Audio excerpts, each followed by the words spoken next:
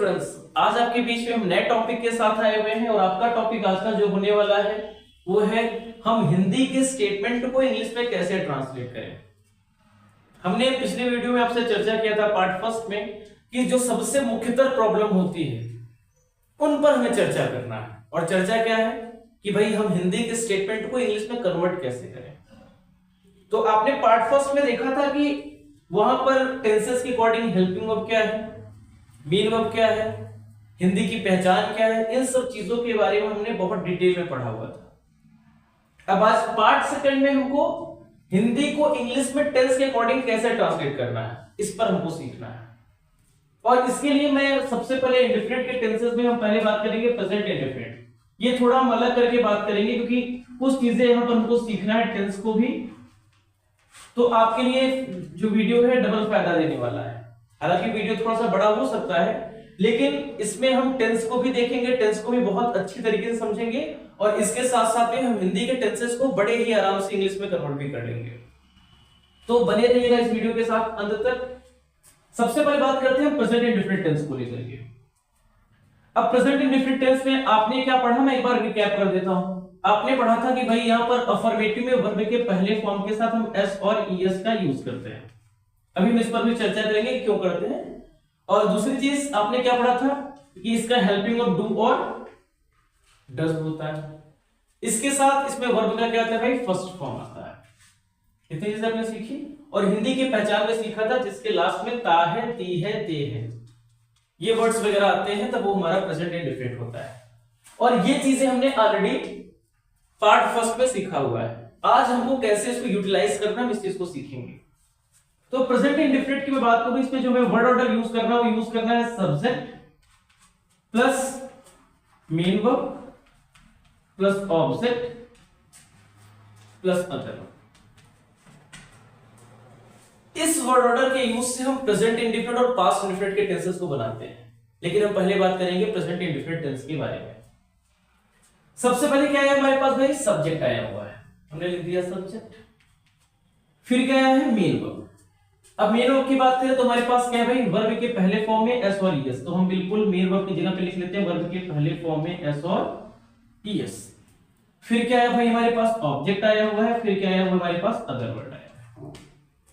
अब कुछ लोग के मन में डाउट हो सकता है भाई कि ये एस और ईएस क्या है, तो मैं उनको बता दूं कि जब हमारा सब्जेक्ट सिंगुलर होता है तब वहां हम अपने मेन वर्ब में एस और ईएस का यूज करते हैं। अब फिर आगे किसी का मन में प्रश्न हो सकता है भाई कि हम क्यों यूज करते हैं एस और ईएस, इस पर भी थोड़ा चर्चा कर लेते हैं। हो सकता है आपको ना पता हो लेकिन जानकारी के लिए जरूरी है, जानते रहिए। मैं एक पहले चर्चा करूंगा नाउन के बारे में। आपने सुना होगा कि अगर हमारे पास कोई नाउन है और वो सिंगुलर में है, उसमें हम एस और ईएस जोड़ते हैं तो हमारा नाउन क्या बन जाता है भाई, वो हमारा नाउन क्या हो जाता है, प्लूरल बन जाता है। हाँ या ना। जैसे एग्जांपल की बात की जाए, हमारे पास बुक है, ठीक है, बुक में अगर हम एस जोड़ते हैं तो क्या बन जाता है, बुक्स। तो बुक हमारा क्या था, सिंगुलर, और बुक्स हमारा क्या बन गया, प्लूरल। ऐसे हमारे पास है मैंगो, तो मैंगो है हमारा सिंगुलर, इसमें अगर हम ईएस जोड़ते हैं तो क्या बन जाता है हमारा, मैंगोज। मैंगोज क्या बन गया भाई, प्लूरल। लेकिन जब हम बात करेंगे, ये तुम्हारे नाउन की बात है, लेकिन जब हम वर्ब की बात करेंगे, वर्ब में चीजें थोड़ी सी आपको अलग देखने को मिलती है। क्या अलग है कि अगर हम वर्ब में, पहले तो मैं बता दूं, जो हमारा वर्ब का बेस फॉर्म यानी फर्स्ट फॉर्म होता है वो हमेशा प्लूरल फॉर्म में होता है। ठीक उल्टा, वर्ब हमारा क्या होता है, हमेशा प्लूरल फॉर्म में, यानी जो बेस फॉर्म है, जो फर्स्ट फॉर्म वर्ब है वो हमेशा प्लूरल होता है। और ये ठीक नाउन के अपोजिट है। वर्ब में अगर हम लोग एस और ईएस का यूज करते हैं तो अगेन हमारा जो वर्ब होता है वो सिंगुलर बन जाता है।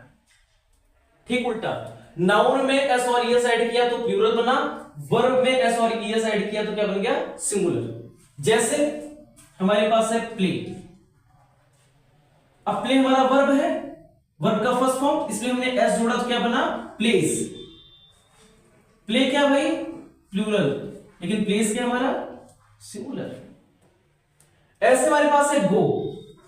गो क्या हमारा बेस फॉर्म प्लूरल, लेकिन जैसे इसमें हमने ईएस ऐड करा ये क्या बन गया हमारा गोस, और गोस क्या हो गया हमारा सिंगुलर। इसीलिए मैंने आपको बोला कि जब हमारा सब्जेक्ट होगा सिंगुलर में तो वर्ब भी क्या होना चाहिए सिंगुलर। ये हमारा सब्जेक्ट वर्ब एग्रीमेंट का रूल है। If the subject is in singular form then the verb must be in singular, and if the object is in plural form then the verb must be in plural। ये subject verb agreement का rule है। तो हमने क्या किया भाई कि अपने वर्ब में एस और ईएस जोड़ करके हमने सब्जेक्ट को क्या बना लिया, सॉरी इस वर्ब को भी क्या बना लिया हमने सिंगुलर। तो यानी जब हमारा सब्जेक्ट प्लूरल हो जाएगा तो इस एस और ईएस को गैप कर देंगे, सब्जेक्ट भी हमारा प्लूरल हो जाएगा और वर्ब भी हमारा तो क्या हो जाएगा प्लूरल हो जाएगा। तो आशा करते हैं ये चीजें आपको समझ में आ चुकी होंगी। अब बात करते हैं एग्जाम्पल की। जैसे मैंने लिखा किसान खेत जोतता है। एक हिंदी में स्टेटमेंट लिखा मैंने किसान किसान खेत जोतता है।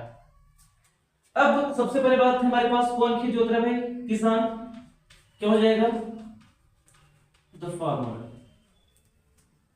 अब वर्ब क्या है जोतना, इंग्लिश क्या होता है भाई इसका प्लॉ। अब फार्मर हमारा क्या है सिंगुलर की प्लूरल, तो फार्मर हमारा क्या होता है सिंगुलर, लेकिन अभी हमारा वर्ब यहां पर क्या है हमारा प्लूरल, क्योंकि हमने बताया वर्ब का बेस फॉर्म प्लूरल में होता है। इसको सिंगुलर में चेंज करने के लिए किसका यूज करना पड़ेगा एस का। अब हमारा सब्जेक्ट सिंगुलर वर्ब भी क्या हो गया हमारा सिंगुलर, तो सब्जेक्ट खत्म वर्ब यहां खत्म, अगला क्या भाई ऑब्जेक्ट क्या जोतता है खेत, क्या हो जाएगा द फील्ड। और ये हमारा स्टेटमेंट किसमें चेंज हो गया भाई हिंदी का स्टेटमेंट इंग्लिश में चेंज हो गया। ऐसे ही एक अगर दूसरा स्टेटमेंट देख लेते हैं, जैसे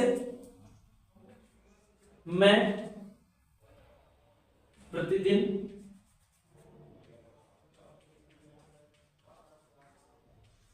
स्कूल जाता हूं, मैं प्रतिदिन स्कूल जाता हूं। अब अगर हमें स्टेटमेंट बनाना हो सबसे पहले हमारे पास क्या होगा सब्जेक्ट में आई, ठीक है। अब यहां पर मेन वर्ब हमारा क्या हो जाएगा जाना, जाने इंग्लिश क्या होता है गो। अब मन में एक डाउट आएगा भाई कि हमारे पास जो गो है वो सिंगुलर है या प्लूरल है, तो जाहिर सी बात है वर्ब है तो प्लूरल है। अब सब्जेक्ट को पहचानिए, सब्जेक्ट हमारा आई, ये सिंगुलर है या प्लूरल, तो ठीक है इस पर भी चर्चा कर लेते हैं। हम सब्जेक्ट को कैसे सिंगुलर और प्लूरल में पहचानेंगे थोड़ा ध्यान दीजिएगा, ठीक है। यहां मैं छोटा सा स्पेस ले रहा हूं।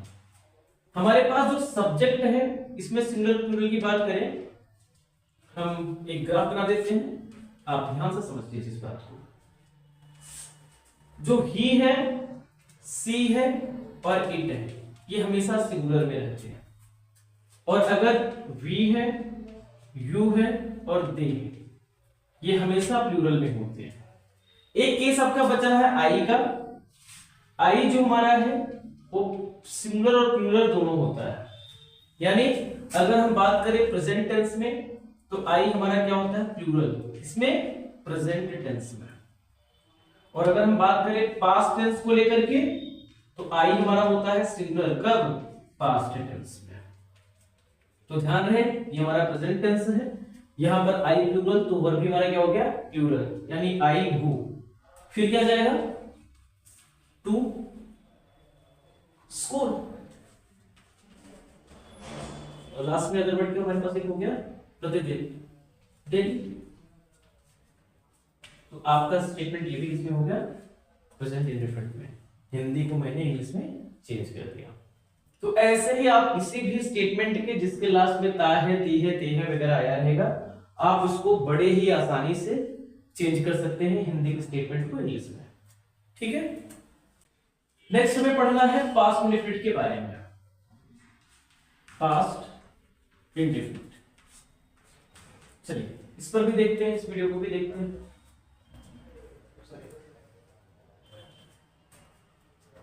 नेक्स्ट अब बात करते हैं हम लोग पास्ट इंडेफिनिट के बारे में। पास्ट इंडेफिनिट में आपने पढ़ा था भाई कि आपको अफर्मेटिव में वर्ब का सेकंड फॉर्म मिलता है और हेल्पिंग वर्ब में हम लोग क्या यूज करते हैं, डिड। लेकिन अफर्मेटिव में हमें डिड का यूज नहीं करना है। निगेटिव और इंट्रोगेटिव के साथ हम डिड के साथ वर्ब के फर्स्ट फॉर्म को ही यूज करते हैं, लेकिन अफर्मेटिव में हमें वर्ब का सेकंड फॉर्म यूज करना पड़ता है। और हिंदी की बात करें, हिंदी में यहाँ पर हमने आपको बताया था ता था, ती थी, ते थे, या फिर क्या होता है भाई, कोई स्वर आ जाता है, जैसे मैंने बोला था या, ये, या फिर आ, ई, ए, ऐसे कुछ वैसे वर्ड्स अगर लास्ट में आते हैं तो वहां पर आपको पास्ट इंडेफिनिट स्टेटमेंट देखने को मिलता है। ठीक है, अब यहां पर भी हमें सेम वर्ड ऑर्डर को फॉलो करना है। सब्जेक्ट, वर्ब सेकंड फॉर्म, फिर ऑब्जेक्ट, फिर अदर वर्ड। यानी मेन वर्ब की जगह पे बस क्या हो जाएगा, वर्ब का सेकंड फॉर्म। टोटल हूबहू प्रेजेंट इंडेफिनिट जैसा ही होने वाला है। एक छोटा सा आपके पास अंतर क्या मिला, वहां पर वर्ब का फर्स्ट फॉर्म था, उसमें एस और ईएस लगा हुआ था, और यहां पर वर्ब का कौन सा फॉर्म हो गया, सेकंड फॉर्म हो जाएगा। ठीक है, बाकी सारी चीजें, पूरा कंटेंट हूबहू सेम होने वाला है। तो यहां पर सब्जेक्ट वर्ब का सेकंड फॉर्म, ऑब्जेक्ट और अदर वर्ड हुआ। आपने पहले वाले प्रेजेंट इंडेफिनिट में आपने देखा कि वहां पर मैंने स्टेटमेंट में रखा हुआ था जैसे किसान खेत जोतता है। अब यहां पर अगर किसी को पास्ट में करना होगा तो बस हमें लास्ट में जहां पर ता है, ती है, ते है रहता है, उसको क्या करेंगे, ता था, ती थी, ते थे कर लेंगे। तो हम इसको लिख सकते हैं क्या, किसान खेत जोतता था। स्टेटमेंट में आपके यहां पहले प्रेजेंट में है आया था, पास्ट में बस क्या आ गया, था। और इसी छोटे से बदलाव में जो हमारे पास वर्ब का फर्स्ट फॉर्म था वो क्या हो जाएगा, सेकंड फॉर्म हो जाएगा। इसको अगर हमको चेंज करना होगा तो क्या लिखेंगे भाई, द फार्मर, प्लफ है हमारे पास फर्स्ट फॉर्म, इसमें ईडी लगेंगे, क्या हो गया हमारा, plough. Second form the farmer ploughed the field. तो आपने देखा दोनों में डिफरेंस क्या है, यहां पर पहले वर्ब का फर्स्ट फॉर्म था, पास्ट इंडेफिनिट में वर्ब का सेकंड फॉर्म हो गया। ऐसे ही अगर हमारे पास दूसरा कोई स्टेटमेंट जैसे रखते हैं, मैंने लिखा था पहले वही मैं ऐसे कर देता हूं, जैसे मैंने लिखा मैं स्कूल गया। ठीक है, अब स्टेटमेंट में लास्ट में या आया हुआ है। अब भाई लास्ट में हमने कहा था स्वर भी लास्ट में आ, ई, ए वगैरह वगैरह कुछ लास्ट में आ जाएगा, तो क्या करेंगे, उसको भी हमारा पास्ट इंडेफिनिट होने वाला है। तो हमने मैं का इंग्लिश क्या लिखा भाई, आई। अब हमें सेकंड फॉर्म लिखना है, वर्ब का सेकंड फॉर्म, जाने का क्या होता है, गो, गो का सेकंड फॉर्म क्या हो जाएगा, वेंट। और कहां गया भाई, टू स्कूल। और ये भी हमारा स्टेटमेंट किसमें चेंज हो गया, पास्ट इंडेफिनिट में।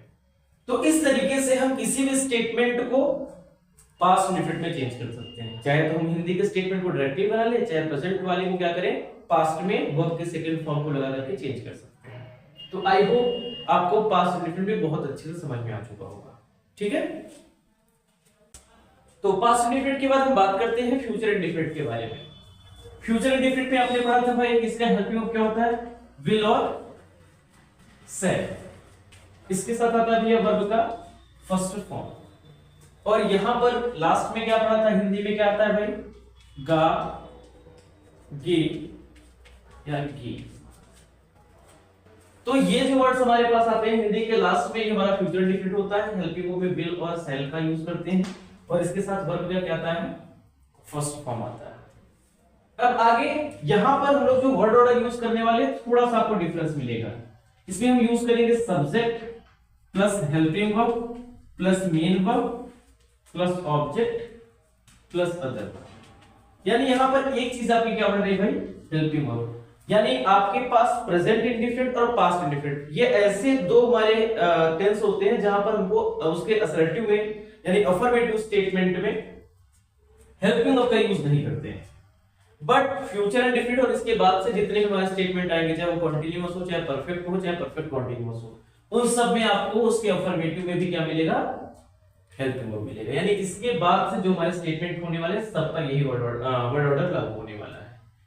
तो अगर हम फ्यूचर इंडेफिनिट की बात करें तो पहले हमारे पास क्या आने वाला है, सब्जेक्ट, और इस हेल्पिंग वर्ब की जगह पे क्या आएगा, विल या शैल। फिर हमारे पास क्या होने वाला है, मेन वर्ब। इस मेन वर्ब में क्या आने वाला है, वर्ब का फर्स्ट फॉर्म, फिर हमारा ऑब्जेक्ट आएगा, और फिर हमारा क्या आने वाला है, अदर वर्ड आने वाला है। अब मैं इसी स्टेटमेंट को फ्यूचर में तीनों स्टेटमेंट में बिल्कुल सेम लेके चल रहा हूं। जैसे मैंने पहला स्टेटमेंट लिखा किसान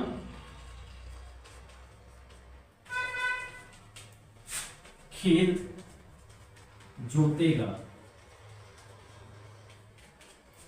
अब लास्ट में क्या क्या भाई, गा।